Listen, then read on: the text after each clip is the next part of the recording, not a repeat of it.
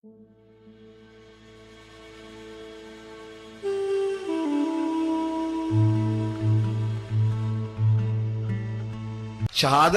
हमारे यहाँ बयान होती है इस अंदाज में कि लगता है कि किसी मजलूम बंदे को किसी ने पकड़ा हुआ था तो वो सारे उसे मार रहे थे और वो मिन्नतें कर रहा था कि मुझे ना मारो।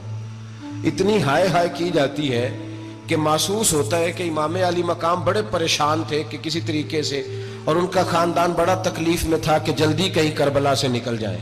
हालांकि इस धरती पे, इस कायनात पे सब्र, शुजाअत, इस्तकामत और हौसला जिससे कायनात सीखेगी वो सिर्फ इमाम हुसैन ही है। इतने बड़े साबिर आदमी के बारे में इस तरह का रवैया इख्तियार करना कि वो तो गोया इस तरह कर रहे थे कि बस किसी तरीके से मेरी माज़, तो ये इमाम हुसैन की मजलूमियत सुना के लोगों को इस तरह का कर दिया जाता है। ये अंदाज बताया जाता है कि शायद वाक़या करबला रोने धोने का नाम है, हालांकि बात ये नहीं है। यजीद की लश्कर जो इमाम हुसैन के मुकाबले में आया, इमाम हुसैन के लश्कर की तादाद 72 थी, तो यजीद ने 22,000। मुझे बताइए 72 का 22,000 से को मुकाबला होता है? अमर बिन साद ने फिर उबैदुल्लाह इब्ने ज़ियाद को लिखा कि 22,000 बंदे थोड़े हैं, कुछ बंदे ज्यादा भेज। तो अमर बिन साद को उबैदुल्लाह इब्ने ज़ियाद कहने लगे कि तू पागल तो नहीं हो गया, 72 के लश्कर का 22,000 भेजा, और कितना भेजूं? तो उसने कहा तुम्हें ये नहीं पता ये लोग कौन है? ये मौला अली शेर खुदा की औलाद है। इनमें एक एक शख्स ऐसा है जो एक एक हजार के मुकाबले में लड़ना जानता है। तो यहाँ कमजोरी दिखाई जाती है। हमारे बच्चे समझने लगे हैं कि ये शायद कोई ऐसी दास्तान है, और इस तरह का माहौल टीवी पे मैं देख रहा था, इस तरह का माहौल बनाया जाता है जैसे कोई खौफ है। यानी वाक़या करबला कोई ऐसा वाक़या जिसे देख के खौफ तारी हो जाए, बच्चे रातों को डरे। वो अकेले दरख्त दिखाए जा रहे हैं और तीर दिखाए जा रहे हैं। ओ यार, क्या कौम की तरबियत कर रहे हैं? वाक़या करबला हौसले का नाम है, दलेरी का नाम है। सुने बात असल में क्या थी, बड़े ठंडे दिमाग से मेरी बात को समझिएगा। हजरत मौला अली शेर खुदा के बाद मुसलमानों के मुतफिका अमीर बने थे हजरत अमीर माविया। उन्हें अमीर किसने बनाया था? इमाम हसन ने, हजरत अली के बड़े साहिबजादे।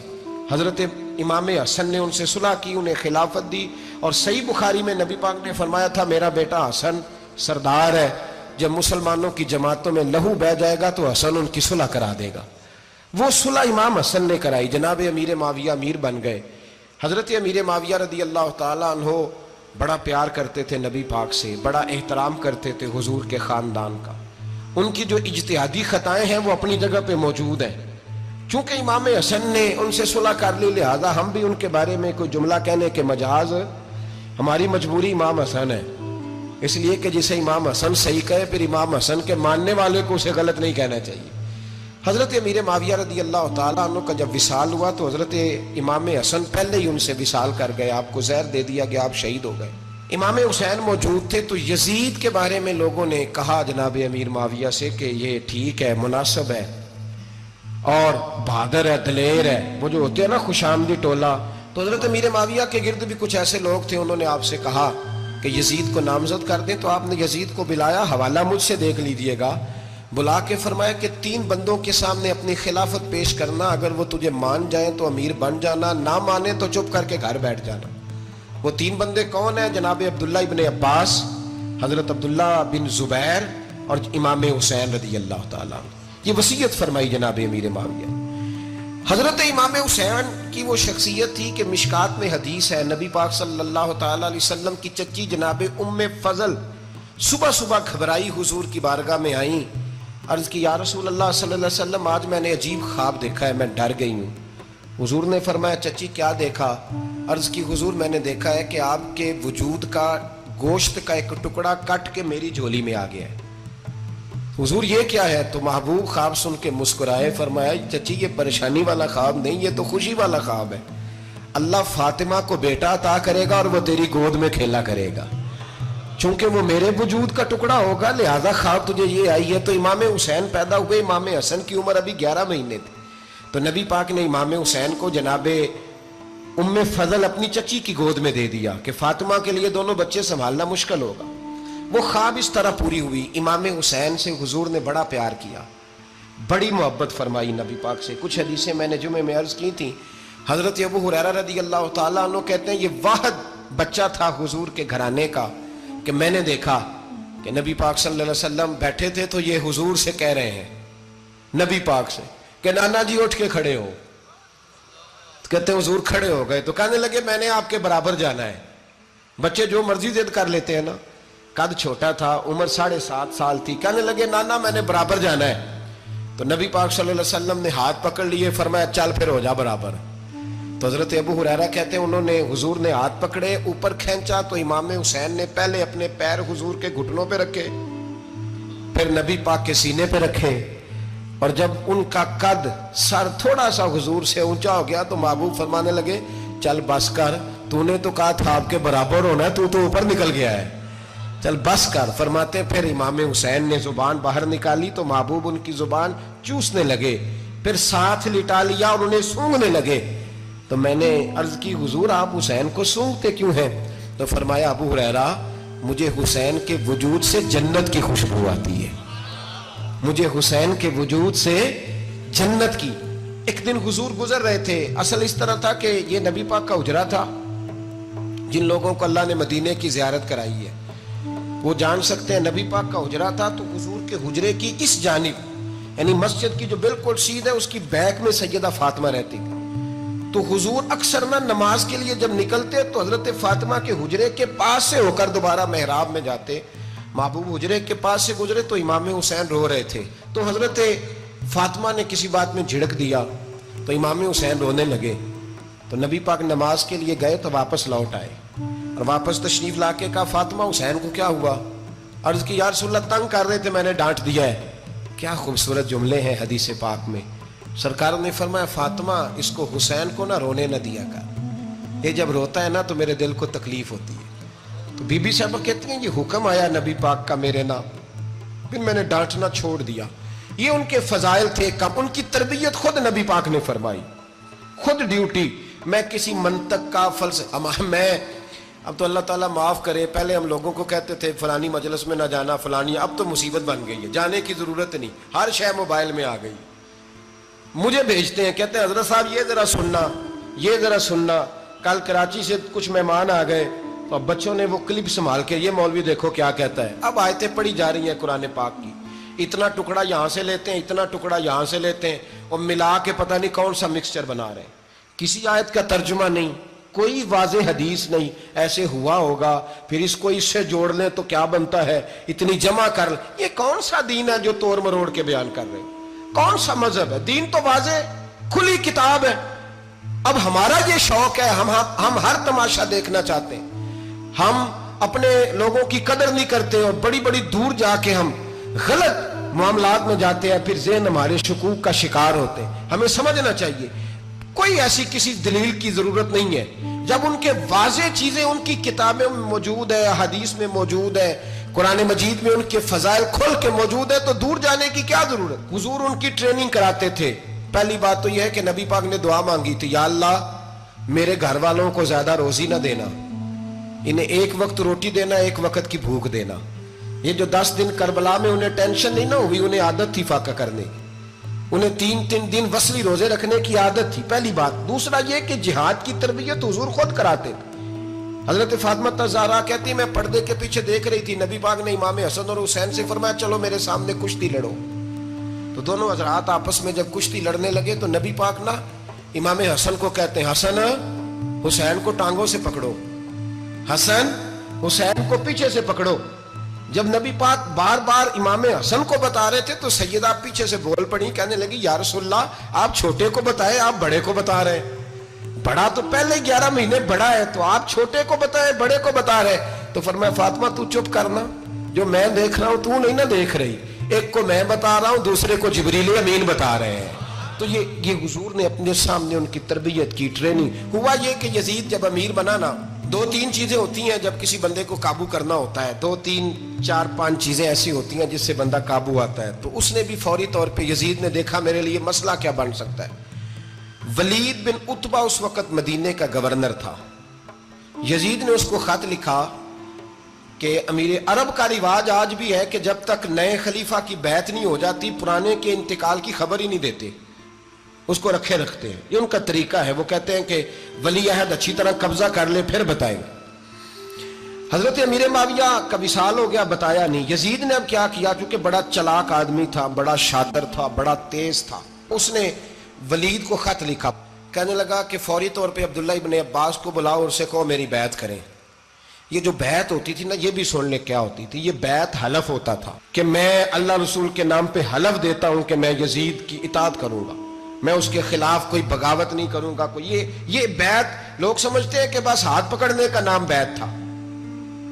اس بیعت کا متبادل جمہوری ملکوں کے اندر ووٹ آیا ہے، تو کہا بیعت کرے، حضرت عبداللہ ابن عباس کو بھی بلاؤ، عبداللہ بن زبیر کو بھی بلاؤ، امام حسین کو بھی بلاؤ۔ امام حسین آدھی رات کے وقت بیٹھے تھے مسجد نبوی میں، چونکہ پانچوں نمازوں کی آپ امامت کرتے۔ امام حسین نماز پڑھا کے عشاء کی بیٹھے تھے، جناب عبداللہ بن زبیر۔ عبداللہ بن زبیر کون تھے؟ یہ نبی پاک صلی اللہ علیہ وسلم کی پھوپھی پوتے تھے اور جناب صدیق اکبر کے نواسے تھے، حضرت عبداللہ بن زبیر۔ اور جناب زبیر بن عوام عشرہ مبشرہ صحابی ہیں، ان کے بیٹے تھے، بہت زیرک آدمی تھے، یہ بھی امام حسین کے پاس بیٹھے تھے۔ عبداللہ ابن عباس بھی تھے جو حضور کے چچا کے بیٹے ہیں، اس امت کے پہلے مفسر ہیں قرآن پاک۔ یہ لوگ بیٹھے تھے تو ولید نے ایک بندہ بھیجا، اس نے آ کے کہا جناب آپ کو گورنر صاحب نے بلایا ہے۔ تو عبداللہ بن زبیر کہنے لگے حسین اس وقت بلانے کی بات سمجھ میں نہیں آئی۔ تو امام حسین بڑے بصیرت والے تھے، اللہ نے بصیرت دی تھی، کہنے لگے عبداللہ آپ کو سمجھ نہیں آئی، مجھے سمجھ آ گئی ہے، امیر معاویہ وصال کر گئے، اور یہ ہمیں جو بلایا گیا ہے نا، یہ یزید کی بیعت کے لیے بلایا گیا ہے۔ تو کہا پھر آپ آدھی رات کو نہ جائیں، آپ کے لیے خطرہ ہوگا۔ تو امام حسین فرمانے لگے خطرہ حسین کو نہیں ہوتا، نہیں کہا پھر بھی آپ مہربانی کریں ذرا احتیاط سے جائیں۔ تو جناب عبداللہ ابن زبیر نے، عبداللہ ابن عباس نے 14 بندے نیزے دے کے، تلواریں دے کے امام حسین کے ساتھ بھیجے، اور کہا کہ امام حسین اگر اس نے کوئی غلط ملت بات کی نا، زبردستی بیعت کرنے کا کہا، تو آپ بس کوئی ایک بات اونچی آواز میں کر دینا، یہ سپاہی پیچھے آ جائیں گے۔ امام حسین ان 14 بندوں کو لے کے گورنر ہاؤس پہنچ گئے۔ جب آپ وہاں پہنچے، اس نے بتایا، اس نے کہا جی حضرت امیر معاویہ انتقال کر گئے اور آپ نے یزید کی بیعت کرنی ہے۔ تو امام حسین فرمانے لگے میں چھپ کے بیعت نہیں کروں گا، مجمع لگاؤ، جمعے والے دن اعلان کرو، جو طریقہ ہے حضرت ابوبکر صدیق کا، جو طریقہ ہے حضرت عمر فاروق کا، جو انداز حضرت عثمان غنی کا ہے، جو مولا علی کا ہے، سر عام اعلان کرو، اگر ساری دنیا یزید کی بیعت کرے گی تو میں بھی تیار ہوں۔ تم مجھ سے بیعت لے کے پھر لوگوں کو بتانا چاہتے ہو کہ حسین بیعت ہو کر رہے ہیں، تو تم کیوں نہیں کر رہے؟ میں عام آدمی نہیں ہوں، لہذا چھپ کے بیعت نہیں کرتا۔ جب یہ بات کی نا، تو ولید بڑا نرم دل تھا اور امام حسین کی شان کو جانتا تھا، وہ جانتا تھا یہ نبی پاک کا خاندان ہے۔ اس نے کہا جی مجھے تو حکم تھا، باقی آپ حضور کے نواسے ہیں، میں کر کچھ۔ وہاں ایک بڑا بدبخت شخص بیٹھا تھا، عبد الملک بن مروان، وہ ولید سے کہنے لگا کہ اگر حسین آج تمہارے ہاتھ سے نکل گئے تو تمہارے لیے بہت بڑا مسئلہ کھڑا ہو جائے گا، انہیں جانے نہ دینا، یا بیعت کراؤ یا ان سے کہو جنگ کے لیے تیار ہو۔ تو امام حسین رضی اللہ تعالیٰ عنہ کے کانوں میں آواز گئی تو فرمانے لگے ابن مرجانہ، اگر تیرے اندر جرت ہے تو آ سامنے حسین کے، اس کے کانوں میں باتیں نہ کر، کانا پھوسی نہ کر، باہر آ میدان میں، شرارت نہ کر، باہر آ، میں تمہیں ابھی بتاتا ہوں کہ حسین سے مقابلہ کرنے کا انجام کیا ہے۔ یہ کہہ کہ امام حسین باہر نکلے، اپنے بھائی محمد بن انفیہ کو بلایا، عبداللہ بن زبیر، عبداللہ ابن عباس، ڈھیر سارے لوگ اکٹھے ہو گئے، فرمایا یہ معاملہ ہے، اب کیا کرنا ہے؟ تو وہ کہنے لگے حضور وقت ابھی مناسب نہیں ہے، آپ اس طرح کریں یہاں رکے، ہم مکے سے، عراق سے، کوفے سے لوگوں کو بلاتے ہیں، یہاں ایک بڑی مجلس مشاورت قائم کرتے ہیں۔ امام حسین فرمانے لگے اگر تم مشاورت قائم کرو گے تو ولید اور عبد الملک بن مروان وہ تو جنگ کرنے کو تیار ہے، اور نبی پاک نے فرمایا ایک مینڈا ہوگا جس کی وجہ سے مدینے کی گلیوں میں لہو بہے گا۔ فرمانے لگے میں وہ بکرا، وہ مینڈا نہیں بننا چاہتا۔ کہا پھر آپ کیا کریں گے؟ تو امام حسین رو پڑے، فرمانے لگے میں مدینہ چھوڑ جاؤں گا، لیکن مدینے کی حرمت پامال نہیں ہونے دوں گا۔ امام علی مقام آدھی رات کے وقت نکلے، سیدہ فاطمہ کا دروازہ ایک اس دن تھا جس دن حضرت مولا علی کوفے چلے گئے، اور دوبارہ آج تالا لگا جب امام حسین نکلے۔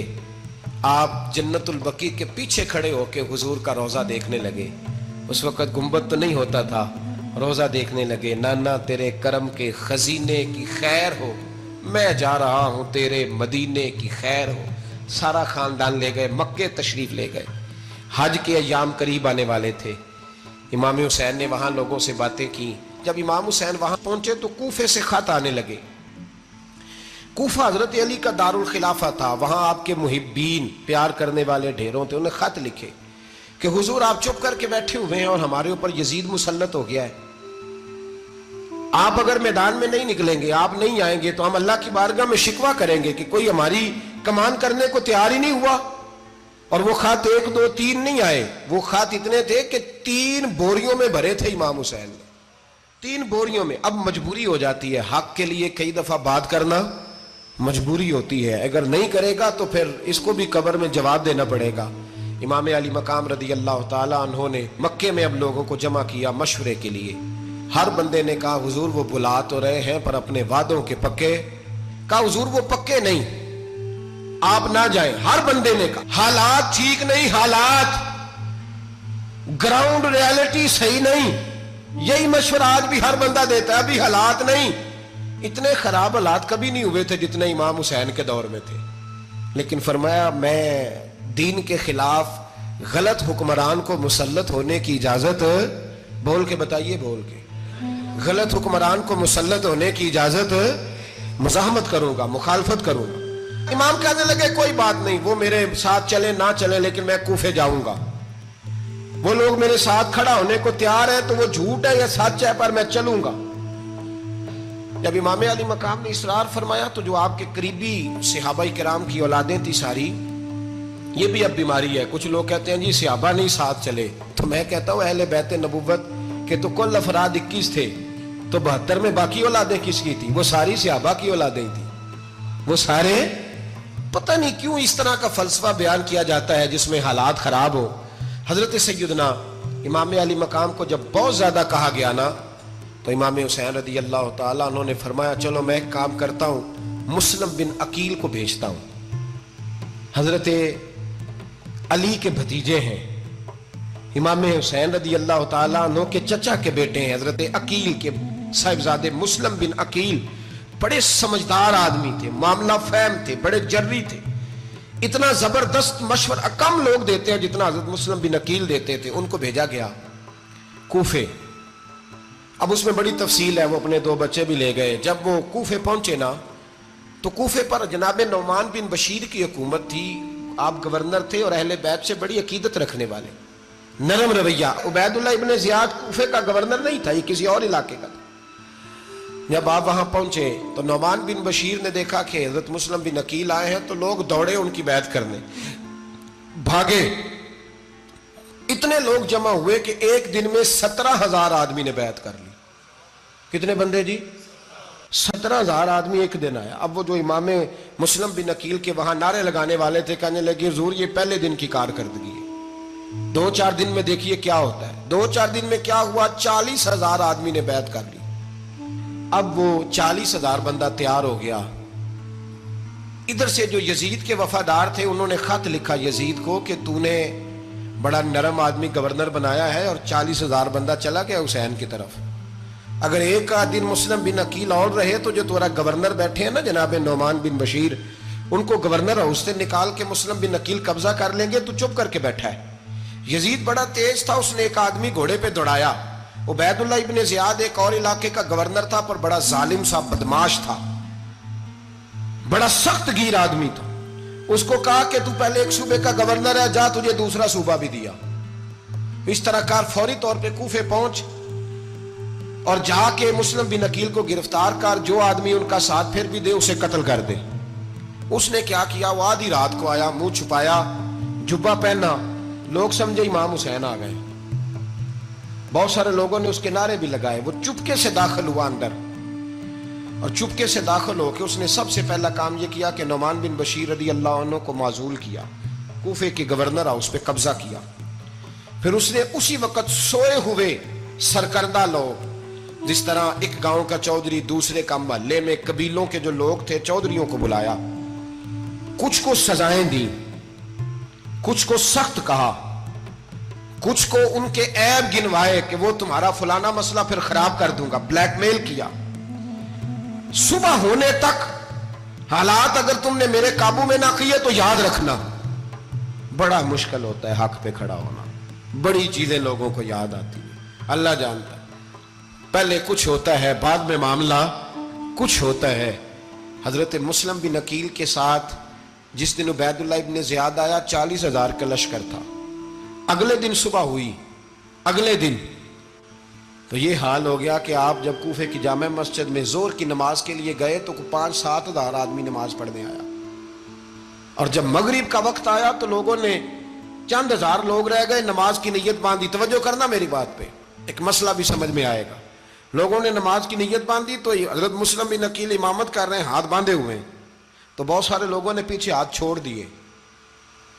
ایک بندے نے دوسرے سے پوچھا وہ ہاتھ کیوں نہیں باندھتے؟ کہنے لگے اگر عبید اللہ ابن زیاد کے کسی بندے نے دیکھ لیا نا تو ہم اسے کہیں گے ہم تو نماز پڑھ ہی نہیں رہے تھے، ویسے ہی کھڑے تھے، ہاتھ ہی نہیں باندھے سرے سے۔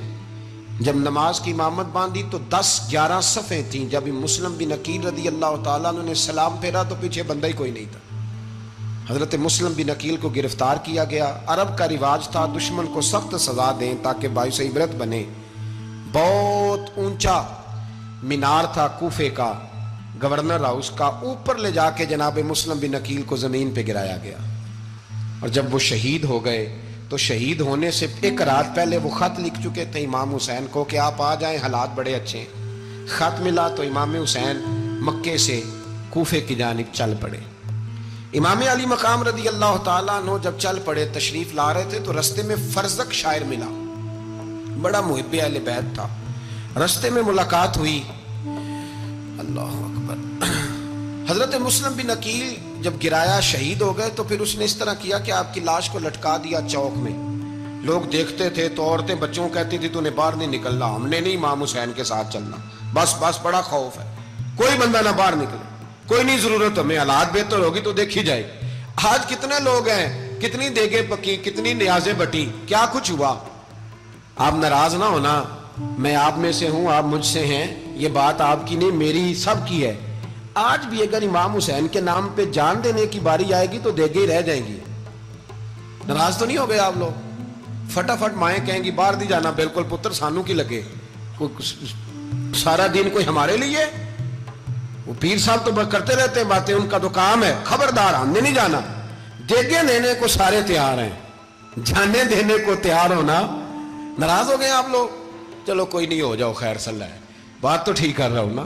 حضرت امام حسین رضی اللہ تعالیٰ عنہ نے فرزق شاعر رستے میں ملا تو امام حسین کو کہنے لگا کہاں جا رہے ہیں؟ فرمایا میں کوفے جا رہا ہوں۔ کہنے لگا حضور نہ جائیے گا، لوگوں کے دل آپ کے ساتھ ہیں، تلواریں آپ کے ساتھ نہیں۔ سیدنا امام حسین رضی اللہ تعالیٰ عنہ کو آ کے کہا حضور وہ سارے کوفے والے مانتے ہیں کہ بات حسین کی ٹھیک ہے لیکن آپ کی سپورٹ نہیں کریں گے۔ اور اگلی بات فرزق نے یہ کی کہ حضور میں حضرت مسلم بن عقیل کی لاش کو لٹکی ہوئی دیکھ کے آیا ہوں کوفے کے چوک میں، بڑا ہی خوبصورت فکرہ ہے امام حسین کا۔ فرمانے لگے میرا بھائی لٹکا ہوا تھا، کہیں کسی کے آگے جھکا تو نہیں تھا؟ لٹکا ہی تھا نا، کہیں جھکا تو نہیں کسی کے آگے؟ کہا حضور نہیں۔ تو آپ فرمانے لگے اگر مسلم بن عقیل لٹک گیا تو حسین بھی لٹک جائے گا، لیکن جھکے گا۔ حضرت امام حسین تشریف لائے، بچوں سمیت آئے۔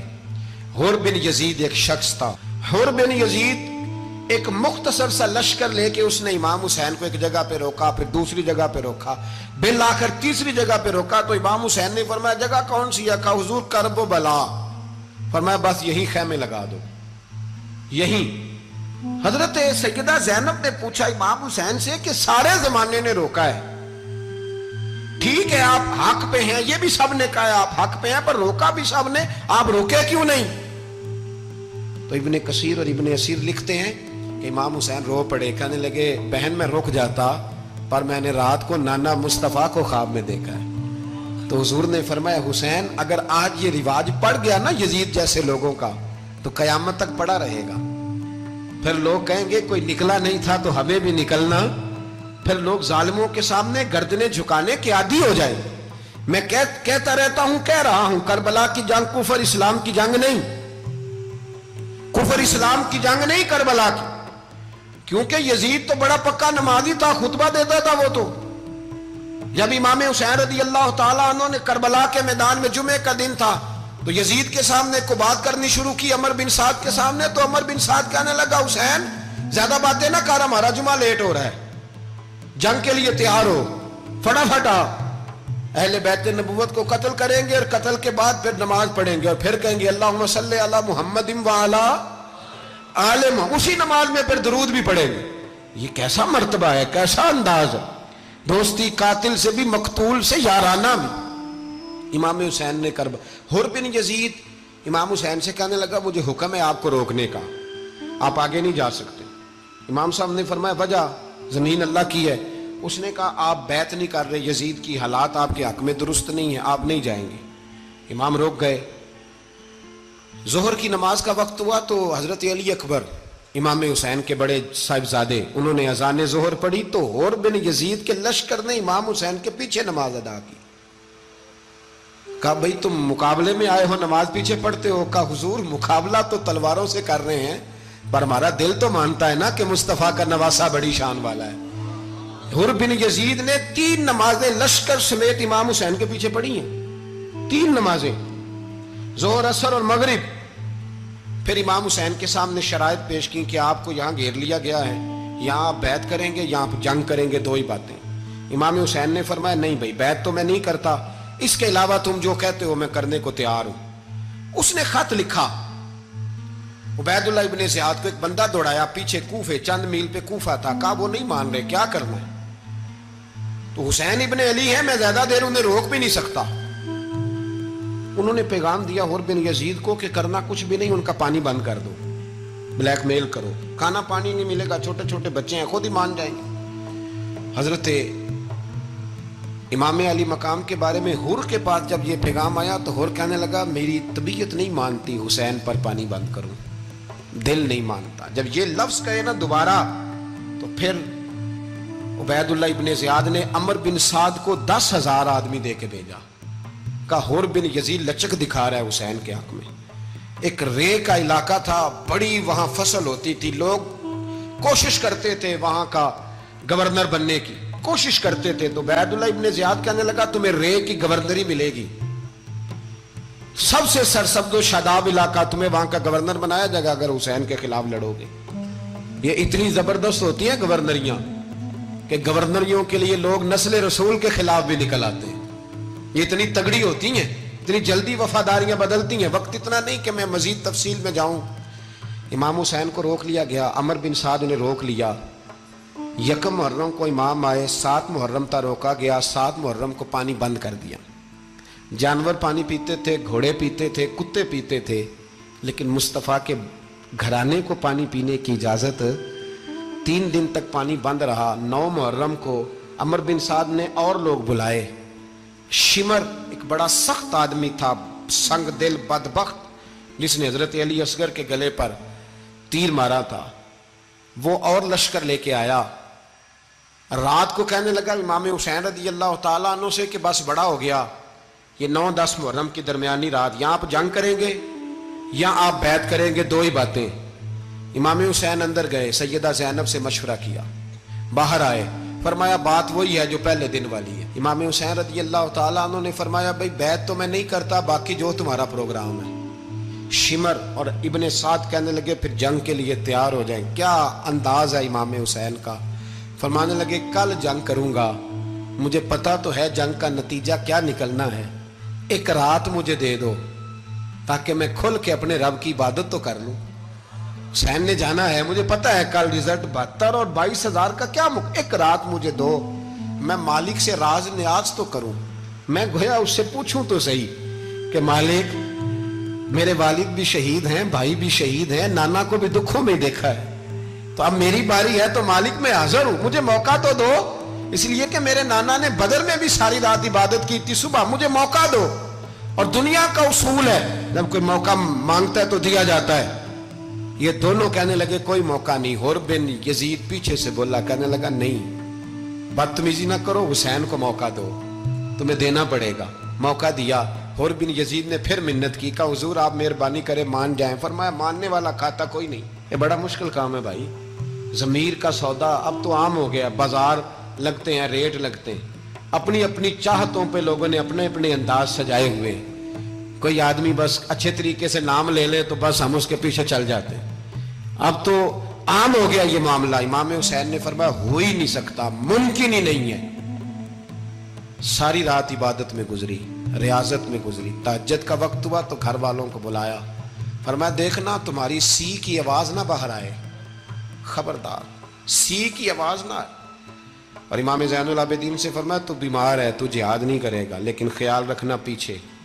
اور بڑی قیمتی بات بتا رہا ہوں، ہماری بیویاں کسی کے گھر میت ہو جائے تو 4 دن بخار نہیں اترتا۔ امام علی مقام نے سیدہ زینب سے فرمایا تو بڑی ہے، میری بہن ہے، پیچھے سارے بچے ہیں، جوان ہیں، ان کے حوصلے تیری ذمہ داری ہیں۔ صبح جنگ کا طبل بجنے لگا، فجر کی نماز پڑھی، سورج چڑھا، 10 محرم کا دن، جمعے کا وقت، جناب سیدنا امام حسین رضی اللہ تعالیٰ عنہ نے ریت پر سجدے کیے، لمبے سجدے، لمبی نماز، سورۃ الشمس کی آیات دوسری رکعت میں پڑھی تو سارا کربلا گونجنے لگا۔ کیا انداز تکلم تھا امام علی مقام کا۔ نماز مکمل ہوئی تو حور بن یزید، عمر بن سعد اور شیمر سے کہنے لگے واقعی حسین سے لڑو گے؟ پتہ نہیں کون ہے۔ قُلْ لَا أَسْأَلُكُمْ عَلَيْهِ أَجْرًا، تم نے نہیں پڑھا إِلَّا الْمَوَدَّةَ فِي الْقُرْبَى، تمہاری آنکھیں بند ہیں، الحسن والحسین سید الشباب اہل جنہ، تمہیں نہیں پتا؟ کہنے لگا چپ کر، حکومت نظر آ رہی ہے۔ اور بن یزید کہنے لگے پھر میرا بھی فیصلہ سنو، مجھے حکومت نہیں چاہیے، مجھے جنت چاہیے۔ حکومت نہیں چاہیے۔ امام حسین کی پہلی فتح دیکھیں، اور بن یزید ایڑی لگا کے نا یزید کے لشکر سے نکل کے امام حسین کے لشکر میں شامل ہو گیا، اور پہلا شخص جس نے امام حسین کو روکا، امام حسین کے نام پر پہلا سر بھی اسی شخص نے کٹایا ہے۔ لیکن یزید کی قبر پہ لعنت بھی کوئی نہیں برساتا، اس کا محل تھا بہت بڑا، لیکن جب لوگ کربلا میں امام حسین کو سلام کرنے جاتے ہیں تو قدموں میں حور بن یزید کا مزار بھی بنا ہوا ہے، اس کو بھی سلامی دی جاتی ہے۔ اور اب ہم اکیلا حور بن یزید نہیں کہتے، ہم کہتے ہیں حور بن یزید رضی اللہ تعالیٰ۔ اب ہم اتنی تعظیم کرتے ہیں اس حور کی۔ جناب امام حسین کو میدان میں کھڑا کیا گیا، جہاد کا طبل بجا، پہلے خدام آئے، اور سن لو آج وہ پتہ نہیں بازاری سے لوگ چڑھ گئے اسٹیجوں پہ، بازاری سے، نہ چہرے پہ داڑھی ہے نہ سر پہ کوئی کپڑا ہے، بازاری لوگ ہیں، بھاگ رہے ہیں، بازو چڑھائے ہوئے ہیں، بٹن کھولے ہوئے ہیں، تماشا بنا دیا۔ سننے والوں کا بھی اللہ ہی حافظ ہے، وہ اسٹیج پہ اہل بیت کی شان بیان کرتا ہے، بھاگ کے ادھر جاتا ہے، یہ کوئی طریقہ ہے؟ سننے والوں کا بھی عجیب انداز ہے، ہر بندے کو سننے بیٹھ جاتے ہیں۔ دین مہذب ہے، تہذیب والا ہے، دلائل رکھتا ہے، دین وقار رکھتا ہے، ایسے لوگ اب دین بیان کریں گے؟ حضرت سیدنا امام حسین رضی اللہ تعالیٰ عنہ صبح جب جہاد کا وقت آیا، پتہ ہے کون کون تھے کربلا میں؟ امام حسین کے ساتھ امام حسین کے 4 بھائی تھے کربلا میں۔ کتنے؟ بول کے بتائیں۔ حضرت علی کے 4 بیٹے، عباس بن علی، جن کو حضرت عباس کہا جاتا ہے نا، علمدار، یہ حضرت علی کی دوسری زوجہ میں سے۔ عباس بن علی بھی تھے، اور ابو بکر بن علی بھی تھے، عمر بن علی بھی تھے، عثمان بن، یہ حضرت علی کے بچوں کے نام ہیں۔ یہ آپ کے شہزادے امام حسین کے ساتھ شہید ہوئے، ان کا نام صرف اس لیے نہیں لیا جاتا کہ ان کا نام خلفائے ثلاثہ کے نام پہ، حضرت علی نے اپنے یاروں کے نام پہ رکھا ہے، تو تم نے کربلا کے میدان سے خارج کر دیا۔ یہ تینوں شہزادے حضرت جناب سیدنا امام حسین کے ساتھ تھے، یہ بھی شہید ہوئے۔ حضرت جناب زینب امام حسین کی سگی بہن ہے، ان کے 2 بچے تھے، اون و محمد۔ جب امام حسین میدان میں جانے لگے تو جناب زینب بچوں سے کہنے لگی نہ، پہلے بھائی نہیں جائے گا، پہلے بھانجے جائیں گے۔ 2 بچے شہید ہوئے۔ حضرت قاسم بن حسن امام حسن کے بیٹے تھے، وہ جب میدان میں جانے لگے تو امام حسین نے کہا نہیں بھائی تو نہیں جائے گا، تو میرے بھائی کی نشانی ہے، میں جاؤں گا۔ تو حضرت قاسم بن حسن نے ایک تعویذ کھول کے دیا کہ ابا جی میرے والد نے کہا تھا جب بڑی مشکل آ جائے تو تعویذ کھول کے دیکھنا، تو آج بڑی مشکل آئی ہے تو میں نے تعویذ کھولا ہے، تو یہ دیکھیں کیا لکھا ہے، یہ تو رکا ہے، تعویذ ہے ہی نہیں۔ جب کھول کے دیکھا تو اس پہ لکھا تھا قاسم اگر حسین پہ کوئی کڑا وقت آ جائے تو بیٹھ کے آگے آگے رہنا، اگر کڑا وقت میرے بھائی پہ کبھی آ جائے نا، دیکھنا اس کے آگے آگے چلنا، اسے حسن کی کمی نہ محسوس ہو، پائیاں جہاں ساک نہیں کوئی جے وچ خار نہ ہوئے۔ سیدنا امام حسین پہلی دفعہ کربلا میں اس وقت روئے جب یہ رکا، آپ نے دیکھا تو فرمایا ٹھیک ہے، اگر حسن کی یہ وصیت ہے تو میں نے زندگی میں اگر ان کی ہر بات مانی ہے اب بھی مانوں گا، تمہیں اجازت ہے۔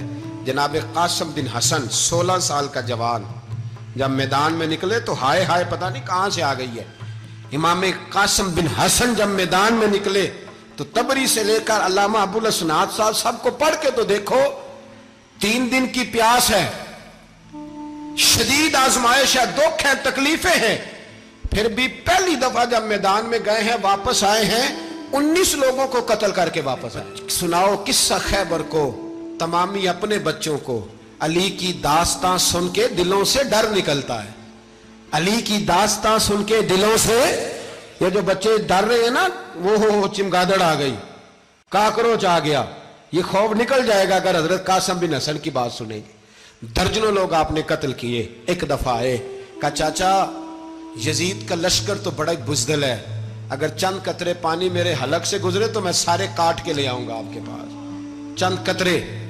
لیکن تھوڑی دیر گزری، عمر بن سعد کہنے لگا اکیلے اکیلے جاؤ گے تو علی کا پوتا ہے، یہ سب کو مار دے گا، کٹھے جاؤ۔ چاروں جانب سے تیر برسے، ایک تیر لگا آ کے گردن کے پیچھے، بس جناب سیدنا قاسم بن حسن گھوڑے سے نیچے گرے تو جناب زینب حوصلہ کر کے آنسو سمیٹ کے کہنے لگی میں دیکھ رہی ہوں پردے کے پیچھے سے حسین میرے بھائی کا بیٹا گر گیا ہے، جا اسے اٹھا کے لا۔ حضرت امام حسین ان کو اٹھا کے لائے تو امام حسین نے سینے سے لگایا ہوا تھا تو ان کے پیر، ان کا قد لگتا تھا امام حسین سے زیادہ ہے، اٹھا کے لایا، لٹا دیا گیا۔ امام حسین کے اپنے بڑے بیٹے میدان میں نکلنے کو، علی اکبر نام ہے، جب جن لوگوں نے حضور کو نہیں دیکھا تھا وہ جب کہتے نا ہم نے نبی پاک کا دیدار نہیں کیا تو بتاؤ کس طرح کے تھے، تو بتایا جاتا تھا کہ جناب علی اکبر کا دیدار کرو، ہم شبیہ مصطفیٰ۔ اور جب وہ گلیوں میں نکلتے تھے تو عورتیں چھتوں پہ چڑھ جاتی۔ جناب علی اکبر رضی اللہ تعالیٰ عنہ تلوار لے کے میدان میں نکلے، جوان بیٹے دینے بڑے مشکل۔ او یارو رٹا کیا ہے یہ تو بتاؤ، کہ ظالم آدمی حکمران، یار یہ رٹا ہے، ایک ظالم کا رستہ روکنا ہے، اس رٹے کے لیے ہم شبیہ مصطفیٰ۔ جناب سیدنا امام علی اکبر میدان میں نکلے، بڑے لوگ مارے، بڑے، پھر ایک تیر ان کے بھی گلے میں لگا، اور جب وہ گرے نا زمین پہ تو حضرت امام حسین دوڑ کے آئے، دوڑ کے، اور جب تشریف لائے تو ان کے گلے سے تیر کھینچا تو ایک جملہ لکھا ہے صاحب تبری نے، اس نے حد کر دی، کہنے لگے تیر کھینچا تو امام حسین کی آنکھوں میں آنسو آئے، کہنے لگے کاش جناب ابراہیم آج میرے سامنے ہوتے تو میں انہیں کہتا کہ آپ نے تو بیٹا ذبح کرتے وقت آنکھوں پہ پٹی باندھی تھی، دیکھو میں کھلی آنکھوں سے بچے ذبح کر رہا ہوں، کھلی آنکھوں، کاش جناب ابراہیم خلیل ہوتے تو انہیں کہتا۔ جناب علی اکبر بھی شہید ہوئے۔ حضرت علی اصغر کو تو اچانک اٹھایا تھا امام حسین، باہر نکلے تو گردن پہ تیر لگا تو 6 مہینے کا بچہ وہ بھی شہید ہوا، خون اچھالا آسمان کی طرف تو کہا مولا دیکھ لے میں نے 6 مہینے والا بھی نہیں بچایا، وہ بھی دے دیا ہے۔ پھر حضرت عباس کو بیٹیوں نے کہا کہ اب نہ، کچھ کہتے ہیں پہلے شہید ہوئے، کچھ نے لکھا بعد میں، کہ اب ہم سے پانی کے بغیر نہیں رہا جاتا، تو جناب عباس پانی کا مشکیزہ لے کے نکلے باہر، ایک ہاتھ کٹا، دوسرے پہ مشکیزہ وہ بھی کٹا، پھر پانی تو بھر لیا تھا لا نہ سکے، پھر گردن کٹی تو شہید ہوئے۔ بچوں کی بھی شہادت ہوئی، پر جب ان کا لاشا اٹھایا تو امام حسین کہنے لگے مولا اب نہ حسین کی کمر کمزور ہو گئی ہے، اب کمزور ہو، اور بھائی ایک میت ہو جائے تو 4-5 دن تو پوری آنکھیں نہیں کھلتی، کیسا جری خاندان ہے۔ تھوڑی دیر گزری تو امام علی مقام نے پٹکا باندھا، سر پہ دستار باندھی، مولا علی کی تلوار پکڑی، نبی پاک کا امامہ باندھا اور گھوڑے پہ سوار ہوئے تو کہنے لگے زینب گھر تیرے حوالے اور میں اللہ کے حوالے، گھر تیرے حوالے اور میں، اور پھر امام حسین نکلے، امام علی مقام نکلے۔ راوی کہتے ہیں کہ یہ جلوہ پہلے بھی بڑے سونے تھے پر آج جو رنگ دیکھا وہ کبھی نہیں دیکھا، کیا انداز تھا، جدھر جاتے نعرہ لگاتے تو حد ہو جاتے۔ اتنے لوگ امام حسین نے کاٹے، اتنے کاٹے، پھر واپس پلٹ کے آئے اور کہنے لگے زینب ذرا پردے کے پیچھے سے دیکھ تو صحیح میری بہن، ان بزدلوں کو جرت ہی نہیں ہو رہی حسین کے مقابلے میں آنے کی، ایک دوسرے کو دھکا دیتے، تو جا تو جا، پھر اکٹھے وار ہوئے۔